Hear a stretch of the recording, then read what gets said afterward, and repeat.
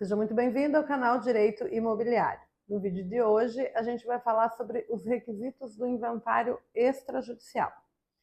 Se você não me conhece, meu nome é Elisane Stefanes, eu sou advogada, eu atuo exclusivamente com direito imobiliário e criei esse canal aqui para levar mais informação, sempre relacionada a direito imobiliário, só que falado de forma simples e descomplicada. Então já sabe, né?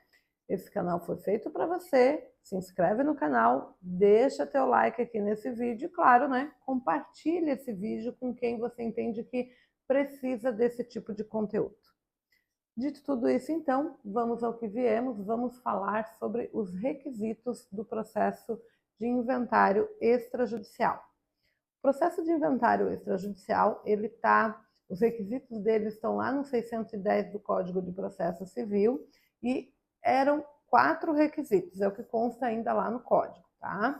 Então, a parte precisa estar representada por advogado, isso é obrigatório, e entendo que também é extremamente necessário. Inclusive, me fala aqui nos comentários se você tem interesse, mas eu posso fazer um vídeo só falando da relevância do advogado no processo de inventário. Porque às vezes a pessoa, mas eu consigo fazer, por que eu quero advogado? Acho que pode ser um tema bastante relevante aqui para o canal.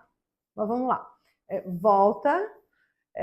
A gente então precisa ter, você vai precisar ser representado por advogado, é o advogado que vai abrir o protocolo de inventário e também providenciar toda a documentação, todas as certidões inerentes ao referido processo de inventário extrajudicial.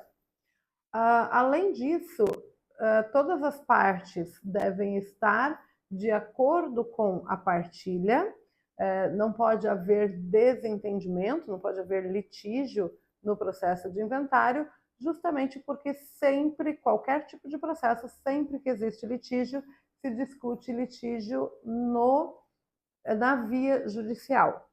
No extrajudicial, nunca se discute litígio.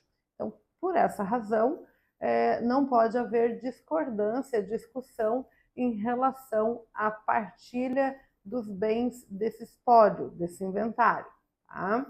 E aí, o que não poderia, que consta lá ainda no Código de Processo Civil, testamento. A pessoa falecida não podia ter deixado testamento, porque aí obrigatoriamente esse inventário seria na via judicial, e também não podia haver menores envolvidos, não poderia haver herdeiros menores de 18 anos nesse processo de inventário. O que mudou? Quando existe testamento, o fato de existir um testamento não é mais um fator impeditivo de fazer o processo de inventário na via extrajudicial, tá? Então, hoje, como é que pode ser feito? A gente faz a abertura do processo de testamento, aliás, a abertura do testamento na via judicial, e todas as partes estando de acordo com aquele testamento, porque tem alguns requisitos do testamento também, então eles sendo cumpridos e as partes estando de acordo com aquele testamento, depois o inventário pode seguir na via extrajudicial. É porque são 2 processos, um processo de abertura de testamento e outro processo de inventário. E aí, então, faz-se primeiro a abertura de testamento na via judicial e depois pega essa sentença e traz do testamento e traz para a via extrajudicial para que então possa ser processado o inventário extrajudicial.